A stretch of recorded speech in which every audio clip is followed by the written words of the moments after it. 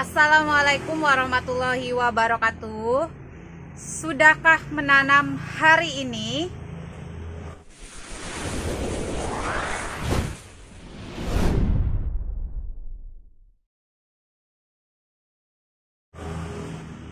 Teman-teman, hari ini saya mau pemupukan atau perawatan keladi ya. Jadi sekaligus untuk teman-teman pecinta keladi, hari ini spesial sharing-sharing dari seputar media tanam, pupuk, insektisida, dan fungisida ya. Jadi kali ini sebelum saya perawatan dan sebelum saya sharing-sharing sama teman-teman pecinta keladi, khususnya yang masih pemula, di sini saya mau sedikit menjelasin terlebih dahulu untuk tanaman hias keladi ini, salah satu penyebab atau salah satu faktor dari dia dorman atau daunnya lama-lama habis atau rontok itu adalah faktor media ya. Salah satu ya, faktornya itu banyak. Jadi dari media juga biasanya terserang kutu atau hama ya. Jadi biasanya kalau medianya itu terlalu padat atau terlalu becek, akarnya itu akan cepat busuk sehingga nanti daunnya akan berguguran. Bisa juga karena penyebab dia terserang kutu ya, kutu lembut-lembut pada bagian pelepah biasanya itu yang membuat si daun keladi ini pada rontok atau lama-lama akan habis sehingga dia disebut dorman, hanya menyisakan umbi ya, hanya menyisakan talasnya saja. Nah hari ini RA Plan atau saya pribadi ya mau sharing sekaligus ya lengkap dari mulai media. Jadi kita sharing-sharing santai untuk sore ini dari mulai media. Nah di sebelumnya di video saya itu udah pernah sharing tentang media, bisa teman-teman lihat. Untuk medianya saya hanya menggunakan cacahan daun bambu dan sekam fermentasi atau sekam lapuk. Nah untuk sekamnya itu lebih baiknya difermentasi ya, karena kalau yang lapuk kena hujan tanpa difermentasi campur tangan manusia itu biasanya teksturnya lembut atau hancur, jadi dia untuk medianya itu tidak terlalu berongga ya. Jadi intinya untuk tanaman keladi itu cukup poros ya, cukup poros atau gembur. Jadi hanya menggunakan sekam fermentasi dan cacahan daun bambu, tidak menggunakan sekam bakar kalau saya ya. Nah untuk media selanjutnya ini ada air ya, diberi tatakan air seperti ini. Nah ini nanti saya sharing untuk tatakan airnya itu diberi nutrisi juga ya. Jadi ini ada salah satu keladi saya ini dari cacahan umbi ya, dari cacahan umbi sampai besar seperti ini. Untuk menghasilkan anakan-anakan banyak seperti ini, saya tidak cacah ya, atau saya tidak potong umbi. Nah teknisnya hanya dibuang bagian daun-daun yang sudah tuanya. Jadi nanti kalau sudah bisa dibuka, pelepahnya ini dibuka seperti ini ya teman-teman. Nah jadi nanti dari yang kita ambil pelepahnya itu, ketiak daun atau dari tunas umbinya itu akan keluar anakan-anakan seperti ini. Nah ini salah satu juga cara untuk membuat si keladi ini rimbun. Terus lanjut ini karena ada beberapa yang memang udah habis untuk airnya, ini saya full ya, atau semua keladi saya kasih tatakan air seperti ini, tatakan air seperti ini. Nah untuk teman-teman yang mau tahu ini pakainya apa, untuk yang tatakan airnya ini saya menggunakan PPT hormonik ya, atau pupuk pemacu tumbuh. Nah, pupuk pemacu tumbuh ini semacam dengan zat tumbuh ya, atau semacam hormon perangsang tumbuh. Jadi saya pakainya ini biasanya untuk satu tutup ini saya cukup dengan 10 liter air ya untuk satu tutup ini. Nah nanti dituang-tuang, ditatakan seperti ini. Nah jadi untuk airnya ini saya menggunakan hormonik.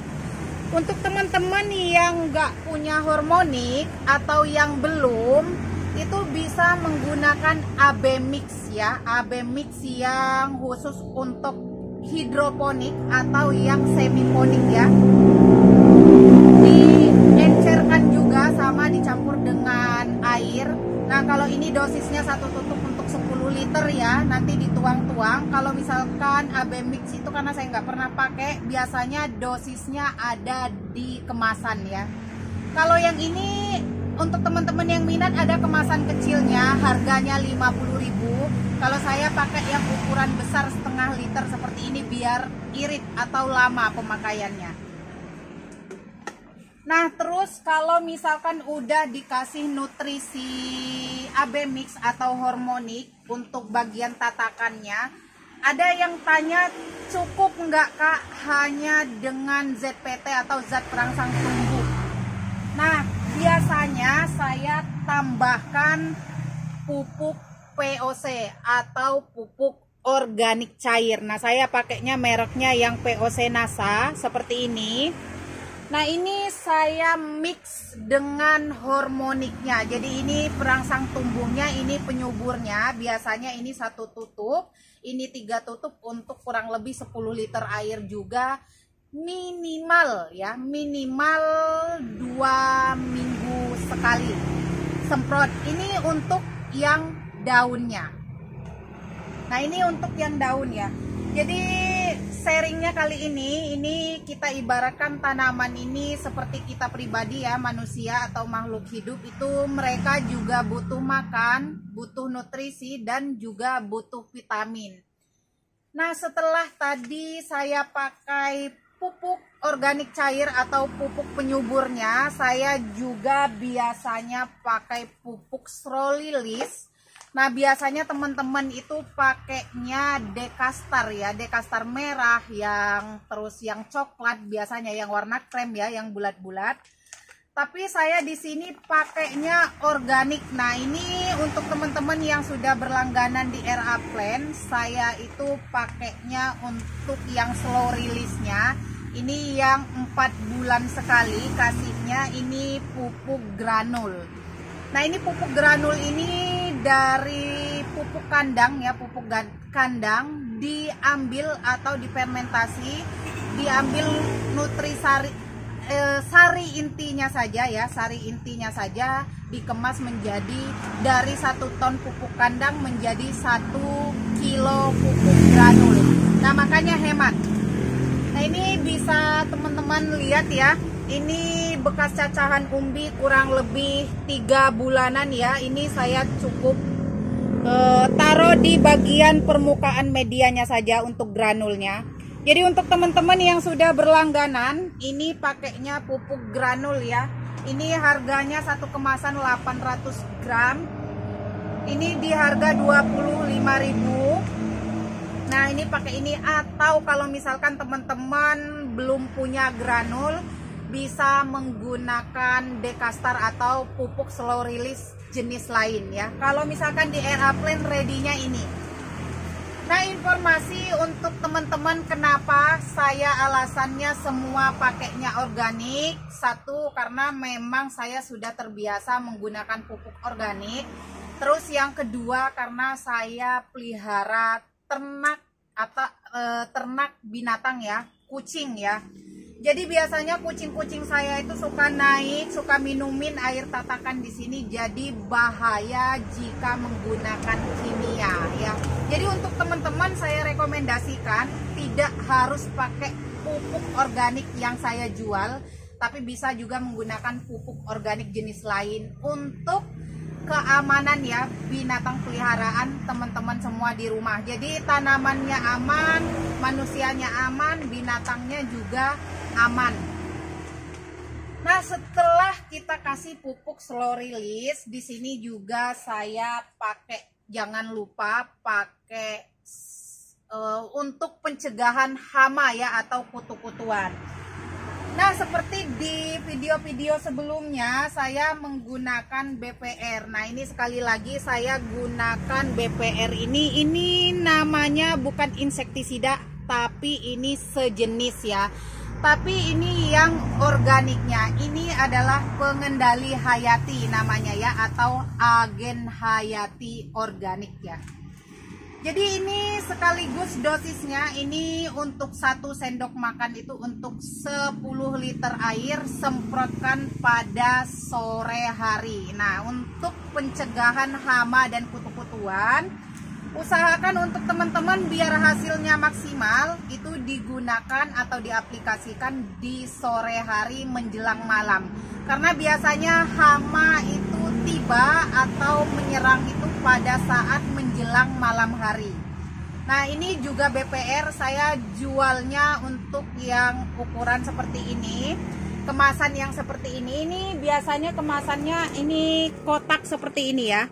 Kotak seperti ini, tapi saya salah naruh, ini udah tinggal sedikit karena saya untuk yang organik atau pengendali hayati saya pakainya untuk semua jenis tanaman. Saya pakainya terserang atau tidak saya gunakan atau saya aplikasikan sebulan sekali, jadi boros ya, boros. Tapi alhamdulillah pada sehat-sehat. Nah, ketika ada teman-teman selain dari ini harganya tadi 70.000 ya untuk yang pengendali hayati, untuk pengendali hama, belalang, kutu-kutuan ya seperti ini, kutu media, kutu batang juga yang ada di daun biasanya ya. Terus untuk anti jamur. Nah, anti jamur di sini juga saya gunakan biasanya untuk teman-teman yang biasa menggunakan antrakol ya untuk pencegahan jamur ataupun bercak daun. Nah, kalau saya pakainya yang glio. Nah, untuk yang glio ini bisa ditabur di permukaan media seperti ini. Ini bisa untuk bibitan sebelum tanam, bisa juga susulan ya. Nah, ditabur. Jadi saya menggunakan, sekali lagi saya menggunakan yang organiknya. Jadi bukan yang kimia. Nah, untuk teman-teman yang belum punya glionya, itu bisa menggunakan antrakol ya, antrakol atau fungisida. Nah, itu diaplikasikan kalau ini di media. Kalau misalkan antrakol itu di-spray di daun ya. Nah, untuk teman-teman yang nggak seneng lihat bercak-bercak nih, biasanya seperti ini. Kalau menggunakan antrakol, bercak-bercak putih seperti ini sangat cocok menggunakan glio karena nanti tidak kotor ya daunnya, tidak kotor.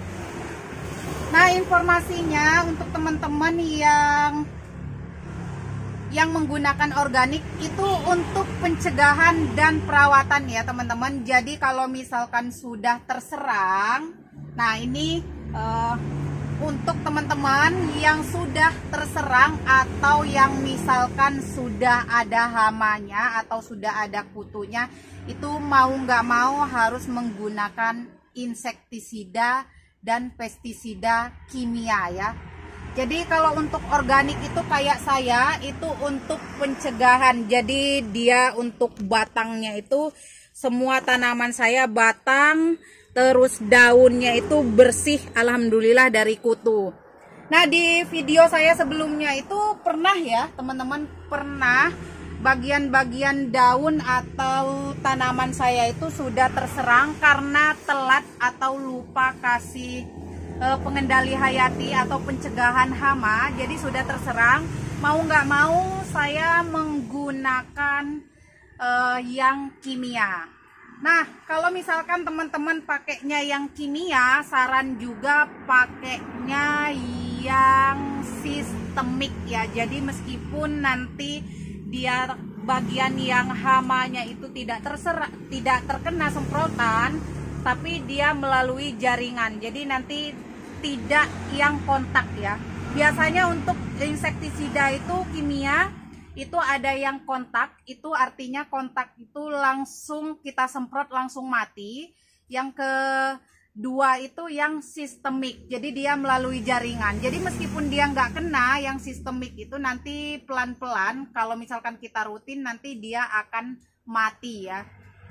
Nah kalau misalkan yang kontak itu memang secara kita aplikasikan itu langsung mati ya teman-teman. Tapi kelemahannya ketika misalkan ada kutu di bagian daun atau belakang daun, ketika dia tidak tersemprot atau tidak kena, itu tidak akan mati. Jadi sarannya cari yang ada sistemiknya ya. Jadi yang mematikan atau membunuh lewat jaringan. Nah oke teman-teman, kalau misalkan teman-teman ada lagi yang tanya, Kak, apakah pemupukan itu bisa dilakukan seminggu sekali, atau misalkan karena kurang puas 3 hari sekali atau 4 hari sekali, atau juga seminggu bisa 2-3 kali.